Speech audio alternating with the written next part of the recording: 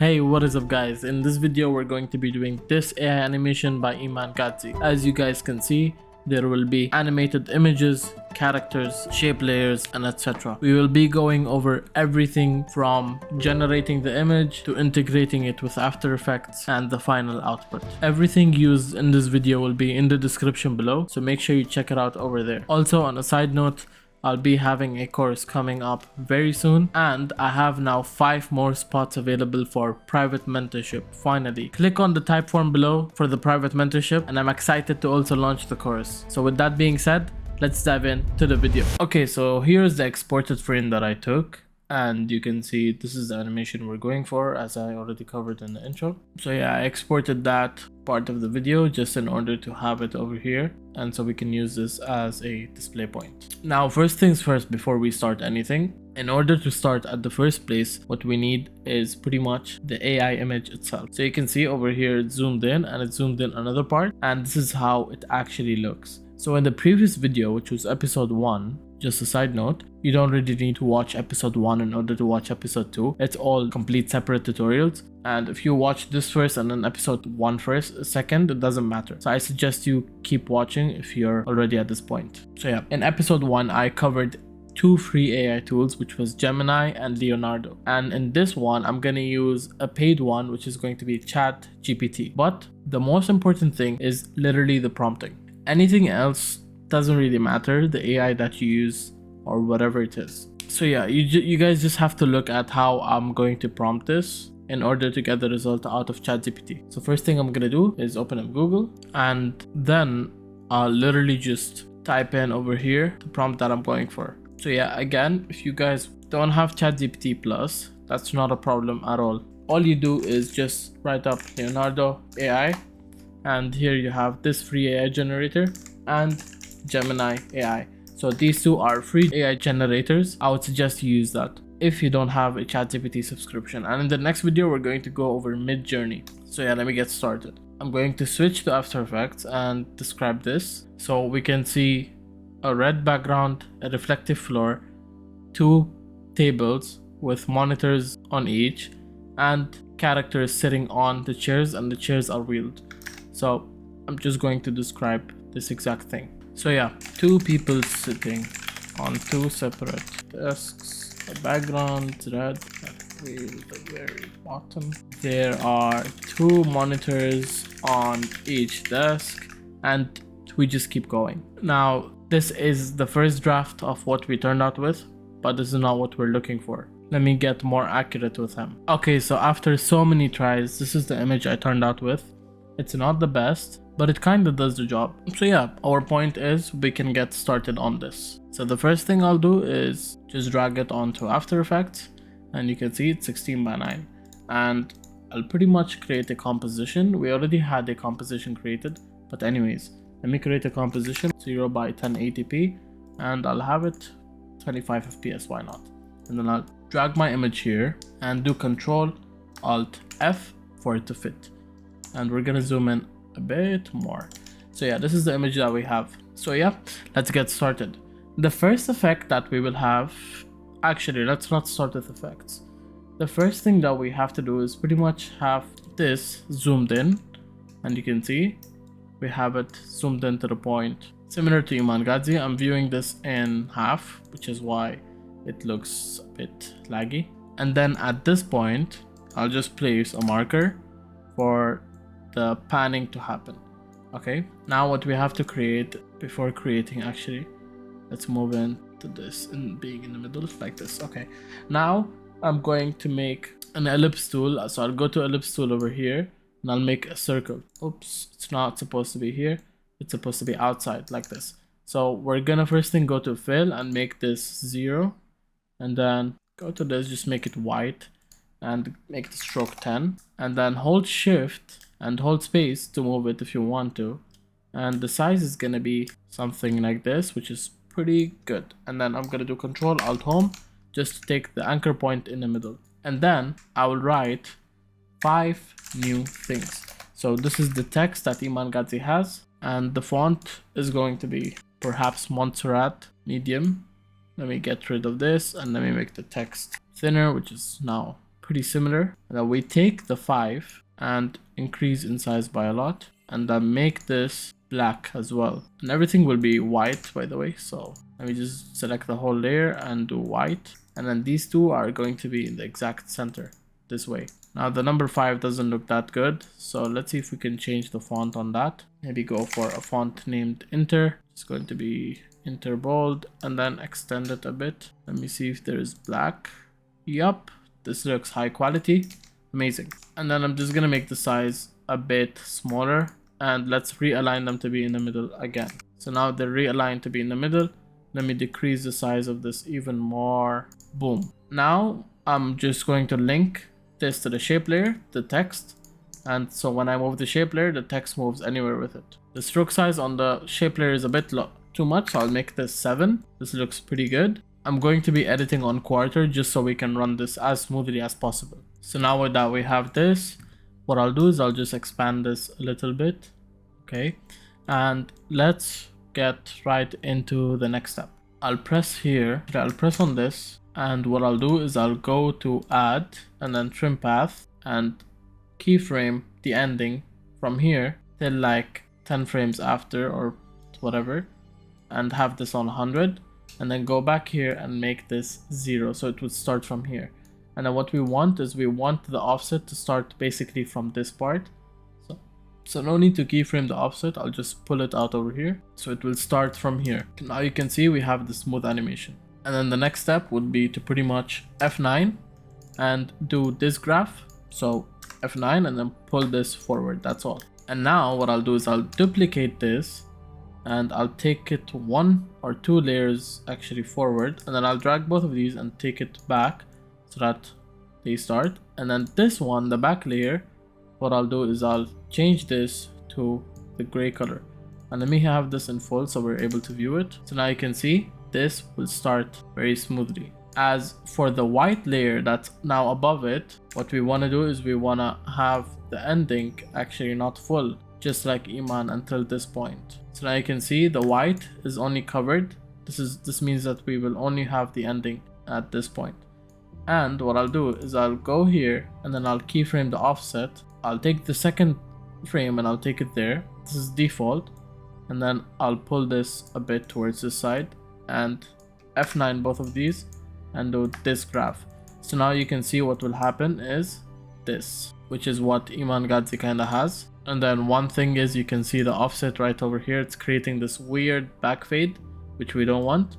So actually what I'll do is I'll copy the offset and I'll paste it in the exact same manner. So now what will happen is that will be like that. You can see the back shade will not come anymore, and this is perfect for the circle. Now that we have the circle animated, we want to animate the text, and to animate the text we're gonna do something very similar to Iman Gadzhi. So as you guys know, I went over Text Evo a lot in the previous past, and if you don't have Text Evo, it's gonna be in the description below along with the link of the project file. So I'll click on this plus sign and I'll press on based on and do words. And then once I do words in Text Evo, I'll take it up like this and I'll have the opacity 0. So this is what we have right now. You can see, amazing. And while the text is coming up, we're gonna make an effect with something called character offset. So you can see this is character offset. Now for the character offset, I'll have something unique. So I'll press on this and make the character offset around 50, for example. Now you can see it's very random, but if I move the ending to like this is what happens, is that it letter by letter eliminates it. But actually I did a mistake, is that I animated the ending. Instead I should animate the starting. But actually I made a mistake, is that you can see it's going the opposite way rather than going in a sequential manner. So to fix that, I'll go to start and I'll make this 100, and then I'll pretty much flip this. So what happens is that now it's going in the correct sequence. Perfect. Now what we have to do is we also have to animate the character offset. I'll just have it like go a bit slowly, and now let's look at it. Amazing, guys. I think we can take the graph or do F9, just F9 with nothing else, and this is what we have.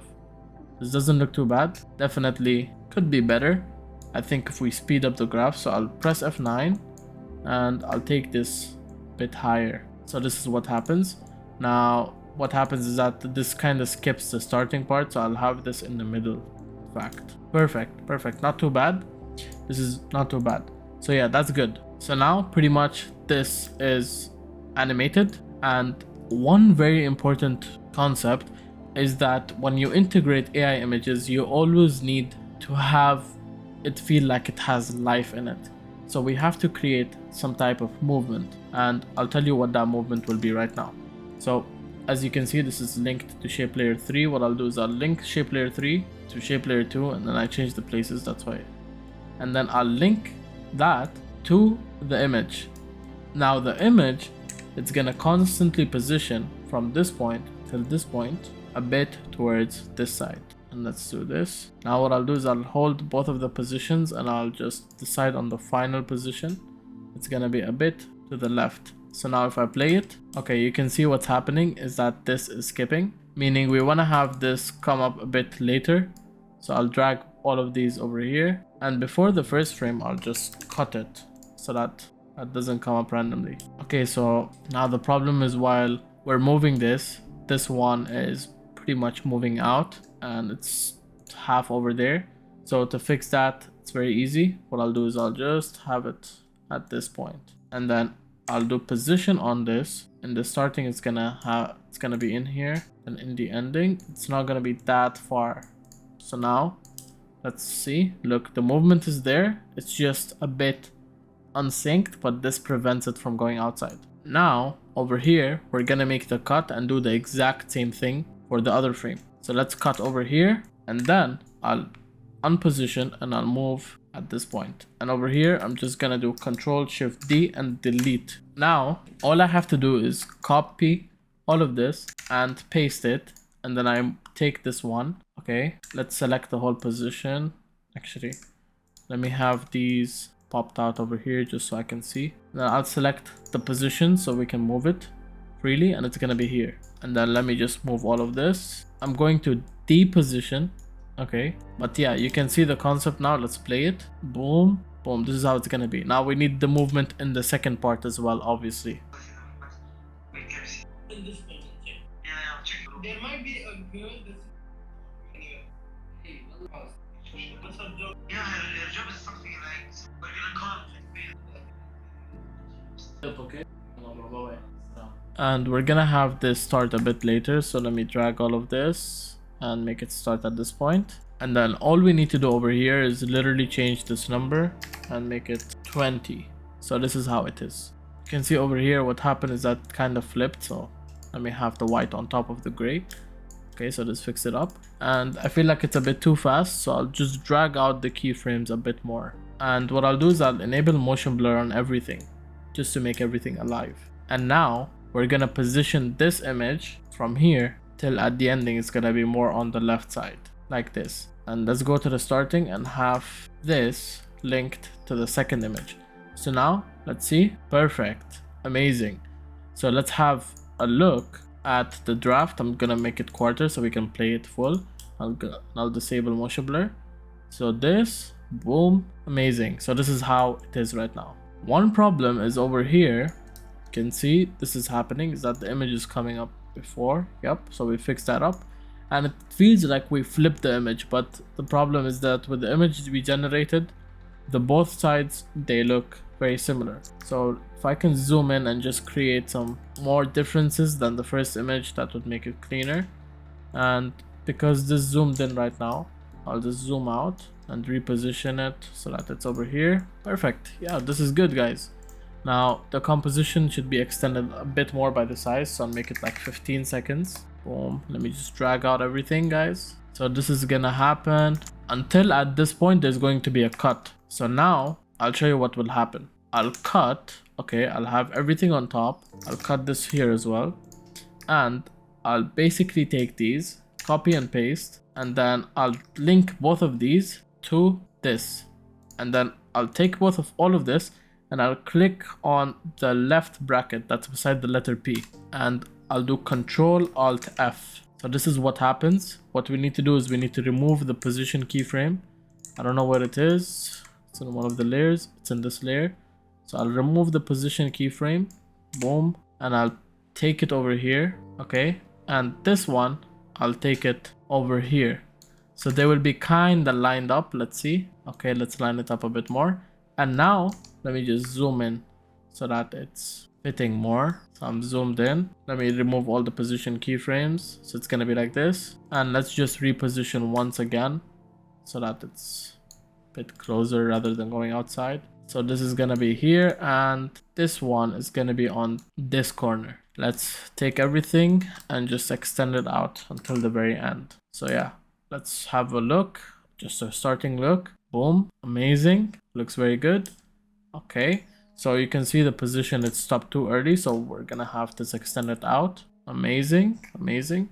Now, boom, this is what happens. Except, you see the keyframes on all of these, we're gonna go select all of these, press U, and just delete all of them, because it's not supposed to be keyframed, it's just supposed to be there. And then we select this image, and we scale in until the very end. Or actually scale out, sorry. It's gonna scale out in this manner. So boom, amazing guys.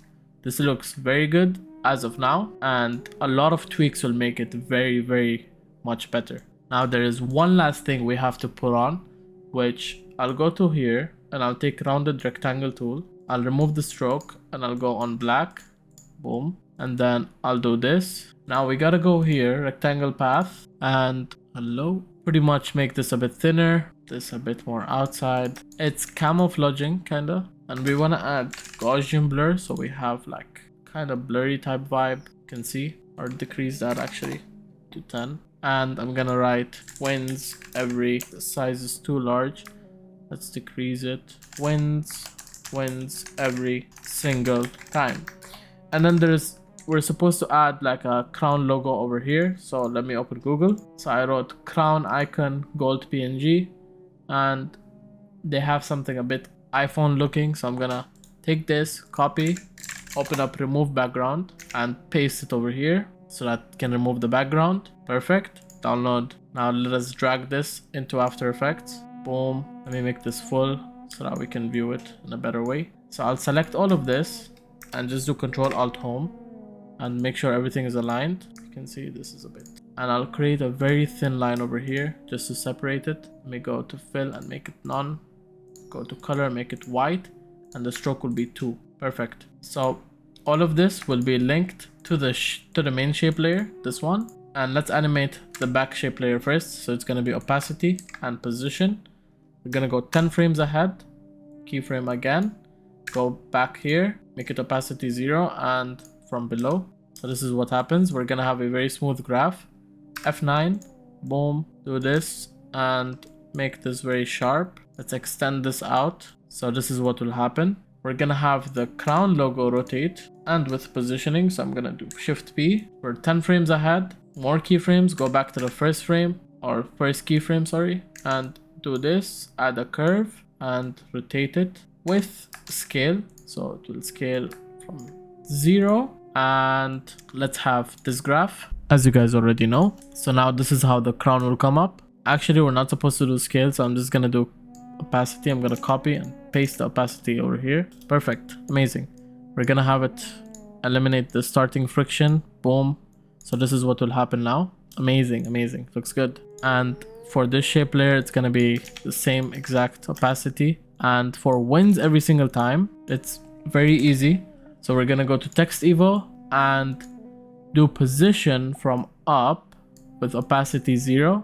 And then you remember the same character offset thingy we did, we're gonna do here. Let me have this. Yep, I'm just repeating the exact same process. So this is what will happen, and we need to sync it with the character animation. So you can see it looks very seamless, very seamless. Perfect, amazing, amazing, looks very good. And obviously I'll have all of these cut and start at this point. Now you can see the shape layer is not really synced with the image behind, so I'll have to take the main shape layer, which is why I linked all of those to this shape layer, and I'll link it to the image. So now this will also go behind like this. Perfect.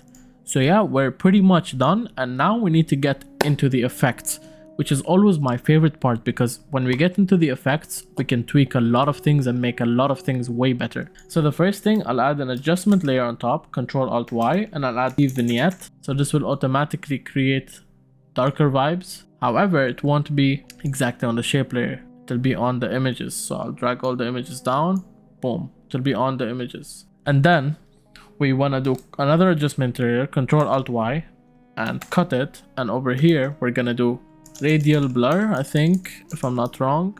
It's called radial blur. You can see there is a radial blur at this point, but the problem is that it's spin, so I think we should make it zoom, if I'm not wrong. No, we don't want it to be any of those. But anyways, I know another way, which is we're gonna add Gaussian blur. Okay, Gaussian blur, make it like this, and then I'll take a big ellipse tool and I'll literally just do this, and then I'll do subtract. So what happens is that now it goes on the corners, and we go on here and feather it by a lot, or no, actually not by a lot. We feather it and we increase the expansion. We also have to increase the size, so we make sure the corners are not feathered out. Now I'll go on the mask, decrease the expansion, and you can see we have a very seamless Gaussian blur effect. And then I'll go on repeat edge pixels. So what happens is that the edge now, it's perfect. However, I think the Gaussian blur is a bit too much, so I'll do 10. So it seems very seamless. Perfect. There is no Gaussian blur over here. I'll tell you what we will add over here. Over here, we'll add deep glow. So I'll add deep glow. Okay, just follow my settings. Required for text should be on. This should be 0.3 and the spread should be around 300. I'll copy this and I'll paste it onto the shape layers. However, on the shape layers, we gotta decrease the exposure to like 0.1. Boom, copy, paste. So now the shape layer looks very seamless, and we'll do the same over here. Let me copy paste these settings and then copy this deep glow and paste it onto the text over here. So you can see now this text extremely seamless. Boom, over here, amazing. And over here, I will take the same deep glow and paste it on all the layers from the top. Let's make these 0.15 instead. So now all of them is 0.15, and we take the text over here and we paste it on to the text as well. So copy, paste it onto the text. So the text now has it, and the shape layer accidentally added to it, so I'm gonna delete. And now the text also looks amazing. We gotta increase the exposure on the text so it looks more visible, and decrease the spread to like 150. Perfect, amazing. Now there is last two effects, which we're gonna do Control A, Control Shift C, and we're gonna pre-compose and then add optics compensation. And then I'll go do this, okay, and then press on reverse. So what happens is that now we have the same type of fisheye effect. You can see it's like curved, like basically a curved monitor, which just makes everything a lot better, just like Iman did. You can see this is getting to the left of the frame. So let's go back here, select the main shape layer, which is going to be this one, and pretty much go to the position, select it and take it to the left. Come back to the comp, and we want to add one last thing, which is going to be my posterized time preset, which is this turbulent displacement plus posterized time. So you can see, actually we want to remove the turbulent displacement, so it's only posterized time. So you only add the effect posterized time and literally make it 18. Perfect. Wow, this looks very amazing, guys. Extremely seamless, very clean. And yeah, that was pretty much it for the tutorial. I hope you guys enjoyed this video. Again, I have 5 private mentorship spots available, and my course is going to be launching very soon. By the way, face reveal. I already had my face out for a long time, but it's just a face reveal for you YouTube fellows that didn't know how I look. But yeah, guys, check out the description below, and I'll hope to see you guys soon. Stay tuned for episode 3, and bye bye.